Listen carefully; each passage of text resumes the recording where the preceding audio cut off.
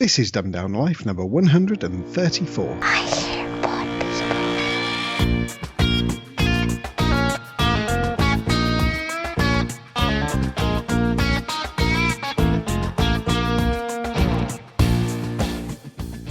Evening, sir. Good evening. How you doing? Yeah, I'm very well. How are you?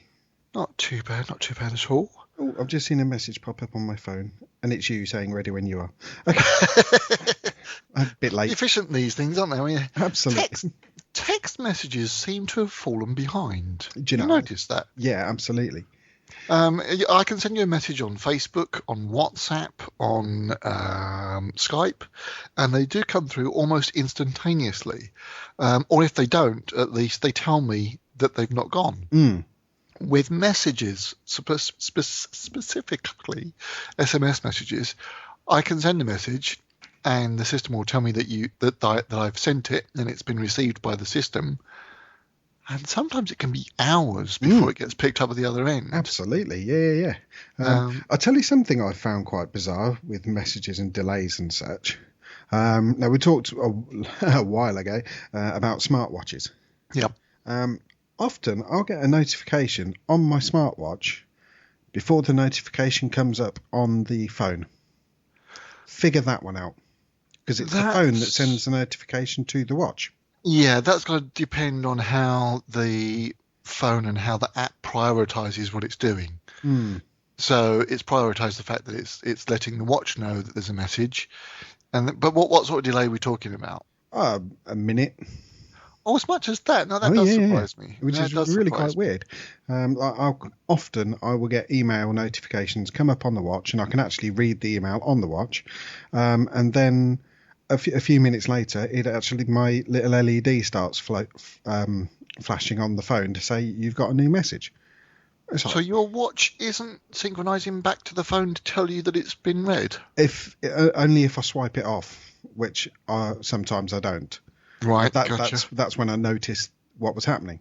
Because obviously if you swipe it off, then it disappears and you don't get the notification on the phone. If you just sort of look at your watch and say, oh, there's a message from whatever, I'll read it later. It could be up to a minute before the phone starts flashing its little LED to tell me I've got an unread email. That might be down to your settings as to how frequently your LED notifier checks. Right. Because your phone, this is one of the things that productive people recommend. You don't have notifications pop up immediately. You perhaps have notifications only update every half an hour minutes, or every half an hour. Yeah. If you want to be really productive, once an hour. Yeah. So you're not thinking, there's something, better read my phone. Oh, better read that. Yeah. Possibly you've changed that on your phone or the default. I'm not sure what the default is. If I have, I didn't know that I had because I didn't know it was a thing you could change. But yeah. Depends on the app, depends on the phone, depends on blah, blah, blah, blah. But yeah, that sort of thing is sometimes the issue. What I found at work, I have my work email also on my own private phone. Right. So I'll get, again, the email will come up on the watch. I can read the email on the watch, and it can be 5 or 10 minutes before it comes up on my computer system. Now, this is because, again, we've got that similar sort of thing where email doesn't necessarily check constantly. It just so happens that mine is checking constantly. However, the mobile email system connects from the server out to the internet to my watch, whereas the mail routing internally, I don't know where on earth it goes all over the place before it eventually gets to my system. Right. So therefore, there can be a time delay there can be time delays, there can be problems, there can be all sorts of things, and quite often now I've actually read the message before it even hits my email box. But the SMS stuff, I don't know if this is still the case, but when SMS was in its infancy, it really was a sort of cobbled together system, not even as efficient as email. It was sort of this box talks to that box, and actually we've unplugged the cable, we better plug that one back in, it's it wasn't that great an infrastructure. And I don't know if you remember the days, but it used to be that you could send SMS messages to people on your own network, but couldn't even necessarily send messages from one company to another. Vaguely, yeah. Yeah. Yeah. It wasn't a standard as such. It was just well, if you want to talk to other people who are using the same company, you can send text messages to them. But it was a sort of, why would you want a text message when you can talk to each other? Talk to each other, yeah. And now it's a case of, why do you want to talk to each other when you can text them? Well, exactly. It's called a mobile phone, but to be honest, I think I can count on all the toes on one hand the amount of times I actually use it as a phone each month. Yeah, I mean, I've got with the package I have, it's £15 a month. I get 300 minutes, 1,000 texts, but more crucially, all the data I can eat, as they say. Yeah, yeah. And I don't think I have ever once used anywhere close to my text message allowance, and definitely not my phone allowance. And you're well. Yeah, so, last month I streamed about 4 gigabytes worth of data. I get through about 3 or 4 gig a month. Yeah, easy. Especially now I'm using Spotify at work. Not so much Spotify, but for me it's more the Waze. Oh, you still use that? Yeah. Yeah, I still use that, and it's still really good. The last couple of times I've been caught, there was no way it was going to help me.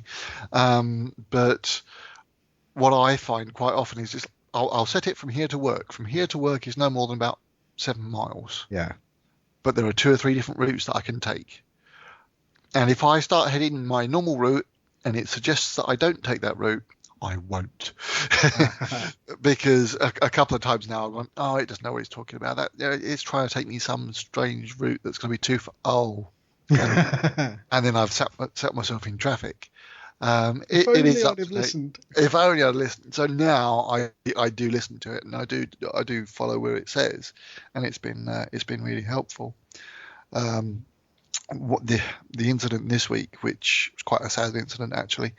Is this the motorcyclist? Yeah. Got to the end of my road, and the traffic was completely different to the way that it normally is. Generally, first thing in the morning, if there's a problem on the A3, then any traffic going south is just solid, and any traffic going into town is okay. But on Monday, the traffic going onto the A3 was fine, and the traffic going into town was absolutely solid. And I sat in that traffic for 20 to 25 minutes, but I hadn't been in the traffic for more than 5 minutes when we had to do the Moses parting of the sea sort of move to let the emergency services come out. And yeah, the emergency services, I could see the blue flashing lights no more than 200, 300 yards in front of me, where a motorcyclist had come a cropper. What's interesting is the reports all say that it was a single vehicle accident. So quite what happened, I don't know, but it was nobody else. So the motorcyclist just sort of got it wrong and had a moment. Is that what the suggestion is? That's what the suggestion is. But the place where it's happened is not a particularly tricky corner junction. It's a straight bit. It's not straight. It's a good visibility piece of road, a gentle curve round to the right. Is this if you come out of your road and turn left? Is it sort of down that hill that sort of goes around the corner? There's like an underpass and an overpass and all of that. It's just there. Yep. Yeah, because it's not really a dodgy bit of road, is it? Not particularly, and it's not somewhere where you've had much of a chance to build up speed. No. It's a 40-mile-an-hour piece of road. Granted, there are potholes and that sort of thing, but the sort of potholes that are down there, you really would have to be going some for them to have made a difference. Even on 2 wheels. So quite what the poor guy's done to come a cropper, I don't know. But unfortunately, he died at the incident. And it's unusual for that to happen when it's just been the single single vehicle involved. Yeah, I mean, you can understand sort of drop a bike on a corner and you slide a bit and your bike's a write-off, but to actually sort of lose your life through it is quite rare, isn't it? That's generally when you sort of collide with something else, isn't it? Yeah, or something else So running collides into with you, yeah. The only other thing which I can think of, and obviously this is going to happen no matter what vehicle you're driving, is whether it was a heart attack or something that the vehicle was actually irrelevant. Yeah. That's a possibility, isn't it? Yeah. You don't get those sort of details, but it's a sad thing to think that he went off to work that morning and just never came back. You're listening to Dumbed Down Life. So I just want to pick up real quickly on something we talked about last week, the Scott Sigler books. Yes. Have you listened to the question and answer episode? I've started listening to it, but I don't mind spoilers. It's okay. It seems that I'm not alone, and it's quite a common theory that the next book is going to be called The Coach. Ah, right. There's a lot of people of that opinion. But something that was quite interesting is we were trying to figure out what the 7th book would be called. So we made the suggestion that it might be called The Owner. Yeah. Scott's actually said now that he doesn't know whether there's going to be 7 books. The 6th one might be the last one. Oh. Because a lot of the plot line, I mean, he sort of sketched this whole series out for years and years ago. Yeah. And he had enough for 7 books, but over the years things have changed. He's condensed things, he's lost things, and various things have changed. And he thinks that it might only be 6 stories long, albeit the 6th one might be quite a big one, but not enough to make sort of 2 reasonable sized books. He might just be making 6. But the ultimate, or the final book, you wouldn't want to call The Coach. The final book you'd want to call the wrap-up, the hero, the saviour, or because that's where it's going. The Coach is kind of a the hero, the saviour, something that a bit more upbeat than the Coach. The Coach, yeah. So people are already sort of touting the idea that Quentin is going to be the Coach. I take it. Yeah, I'm not alone. And I take it that Scott, in his general way, has sort of said, "I can't tell you." He said he can't tell you, but it's nice to see that people have caught on to the progression of the theme of the titles. But I can't say yes or no. Yeah. So here's a big clue, but it might not be. Crafty. Hi, this is Scott Sigler, author of the novels Infected and Contagious, and you are listening to Dumbed Down Life. So a couple of months ago, I was on the old Tinterwebs, and a friend of ours, Paul Parkey, posted up on Facebook saying, "Is anybody free on Wednesday afternoon? Because I have got 2 tickets to Dunsfold Aerodrome to see a filming of Top Gear." Excellent. And he'd originally was supposed to be going with somebody else, and they couldn't get the time off work, and blah blah blah. And because this was on a Tuesday evening, nobody that he posted on Facebook, nobody could get the time off at short notice. So I live not spitting distance away from the place. Of course you don't. And I just instant messaged my boss and said, I've come up with, or somebody's come up with some tickets to go see Top Gear tomorrow. I know it's short notice, but can I have the day off? And he went, of course. Great. So I messaged Paul back and said, yep, I'll meet you and we'll go down there together. Brilliant. Fantastic. And then on the way, by the time I got home, I got an instant message saying that the filming might be cancelled tomorrow. It's like, oh, never mind then. We'll go whenever it is resumed. It's like, no, it might not ever be filmed. It's like, why? Yeah, you've not seen the news yet, have you? No.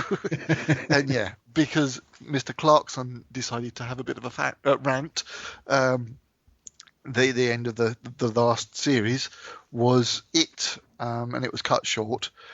The material which they had already filmed for that show, because they do a mixture of in studio stuff and stories, and so the stories that they had filmed for that show are now going to be aired in the next couple of weeks, I think, I isn't think it? so. Yeah. With only James May and Richard Hammond. You see, I've read that Clarkson's done a couple of voiceovers for it, but not going to appear actually on screen. Exactly. Whereas Hammond and May. Hammond and May. But and of course, Clarkson is in the pre-filmed stuff. Yeah. So that will be the last show. But then announced yesterday, Yes. was that there's a new presenter.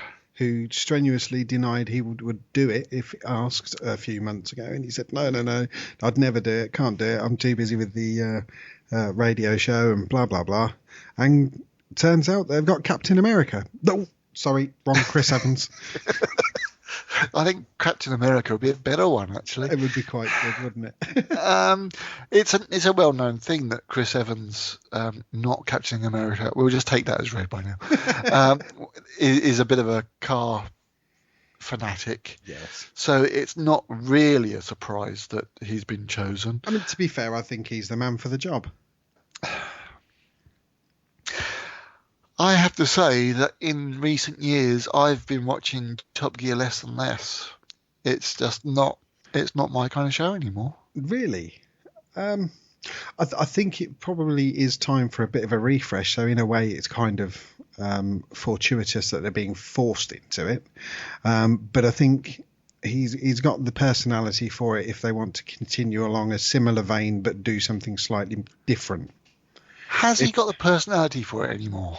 Yeah. Did you? He used to be quite the frustrating and Well, he was the spark and the dangerous one who could say anything on the telly. But he's mellowed a bit with his age. But he has. Did you see the TFI thing that he did a couple of weeks ago?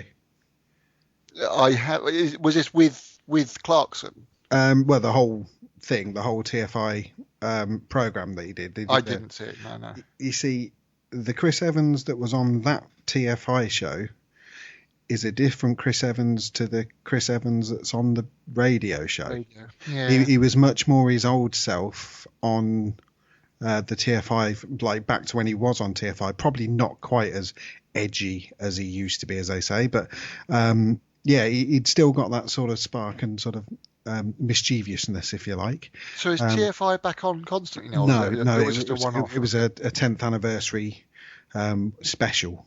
Right. But yeah, he was still sort of there. I think if he's going to be like that on Top Gear, then it could work because he's not quite as abrasive as Clarkson could be. But then he's not quite as boring. He's not like a normal presenter, so to speak. Yeah. He's still got that sort of mischievousness around it, and he could still do the silly stunts that they used to do and that kind of thing.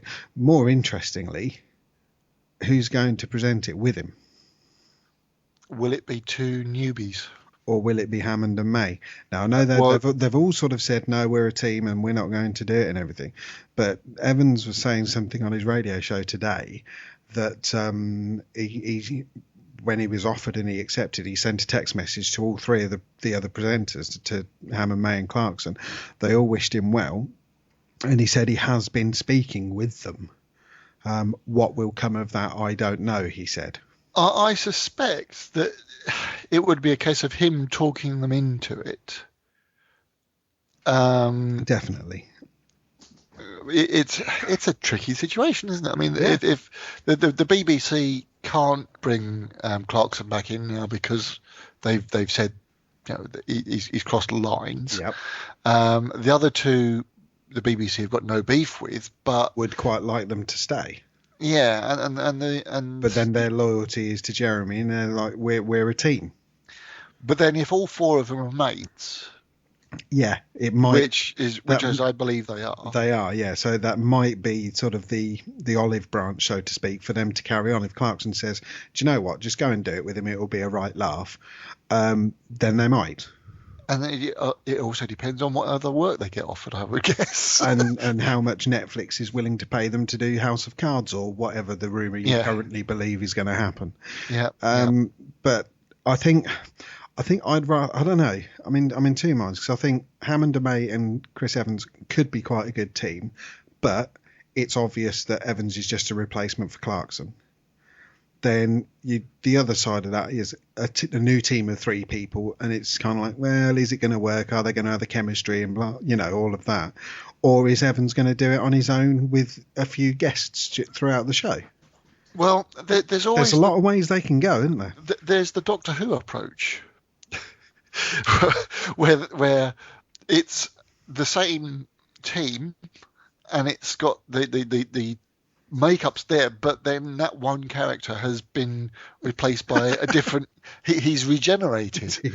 So although he's still the head of Top Gear, he doesn't have to have the same personality. Yeah. He could have a different personality, because let's face it, when they're doing the show, generally it's the specials where they've got to race or they've got to build something and those sort of things are generally cutting between the three of them anyway. Yeah. It's not necessarily interaction between them that's the interesting bit. It's the fact that they all have the different personalities. Yeah. So Mr. Slow is still going to be Mr. Slow.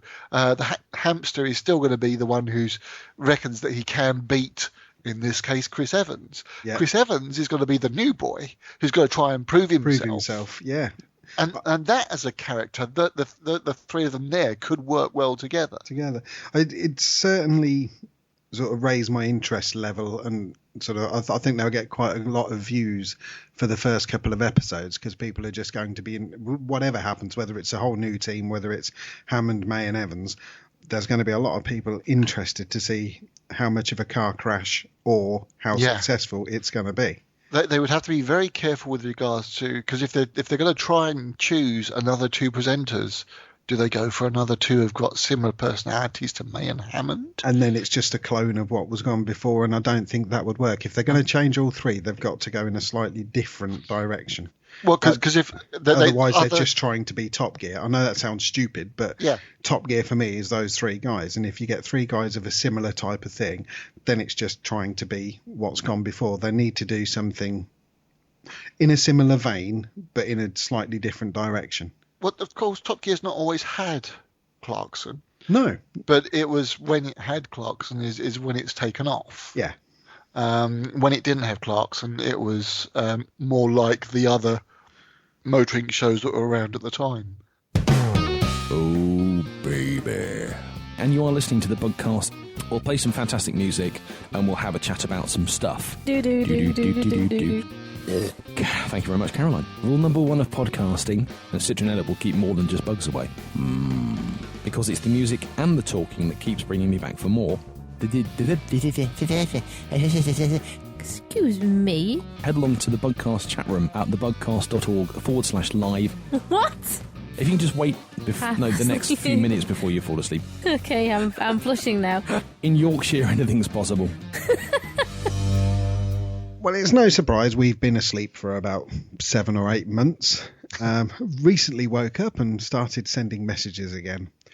You remember one of the last things that we talked about would be the... I like that tie-in. It was good, wasn't it? I really feely about that. Real sort of feely tie-in there. Yeah, I like that. So the Philae, I've still 7 months have gone by, still don't know how to say it.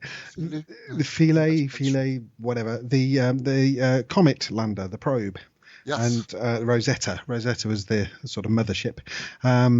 That launched just before we sort of stopped recording for a brief while, and the Philae landed on the comet, bounced, and then went dead. And 7 months have gone by, and it's just woke up, and it's just started sending some messages. Yeah, the message so far is, I'm here and I'm awake, to which they've said, okay, no, calm down. Just keep charging, because obviously... I believe, and you can correct me on this, that it's now getting closer to the sun, yes, and therefore it's picking up more energy. And it's managed to get enough power in its solar cells to power up the systems, and the transmitter's now working. But it's only managed to send about a minute and a half's worth of messages, Right. and each one has been 10 seconds or less in duration. So it's sort of like, I'm here, I'm here, I'm here. And then it goes dark again. And then it comes back and goes, I'm still here, I'm still here. So I don't think it's actually sent anything of any importance yet, but crucially, it's alive. So And it's getting power. So the scientists are really quite happy. So it is getting power. It's not a case that it's accumulated power over the last 7 months. No. And now it's discharging it. It's getting power, sort of, and as soon as it's got enough, it's powering up and sending a message. And they're hoping that as the comet gets even closer and closer to the sun, it might actually be able to wake up and do science. Yeah. So do you know anything about the orbits of Rosetta around? Is Rosetta geostationary above the lander? I believe it is. I'm not entirely certain. I know it's about 200 kilometers away from it. Yeah. So they think that the lander isn't in quite the right orientation. So the signal that it's managing to send is quite a weak signal. Yeah. And that's about as much as I can find out. But I do say it's got about 3 hours. The lander Philae is getting about 3 hours worth of sunshine a day. Yeah. And that's enough to sort of power up the transmitter, but not quite enough to start using any instruments like the drills and that they've got. Yep. It's not enough to power that.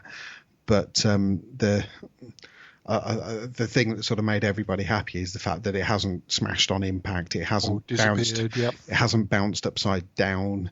It's roughly sitting in the right way. It's in the wrong place. It's about I think it was like 2 kilometers or something. It bounced away from where they wanted it to be, but it's sort of in the right orientation. That the solar panels are pointing upwards, so.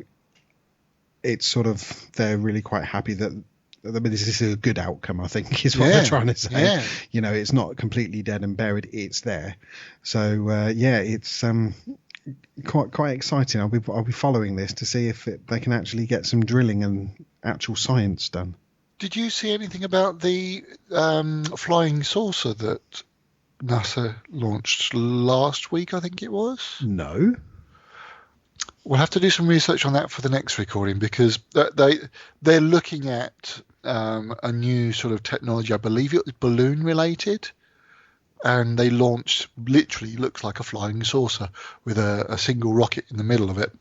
And I missed that one. Sometimes if I see something coming up, then I'll watch it on NASA TV. A balloon shaped like a saucer with a rocket in it. There was a balloon involved in it. Okay. We'll dig into that a bit more for next time. But yeah, definitely.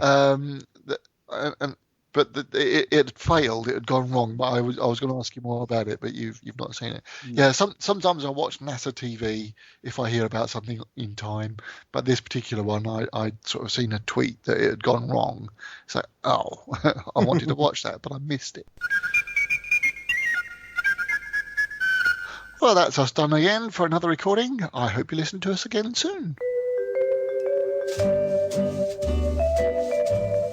You can call the Dumbed Down Life crew on 07092 274 759. You can follow us on Twitter. Our account name is dumbdownlife. The email address is ddl.podshow@gmail.com. The website address is www.dumbdownlife.com.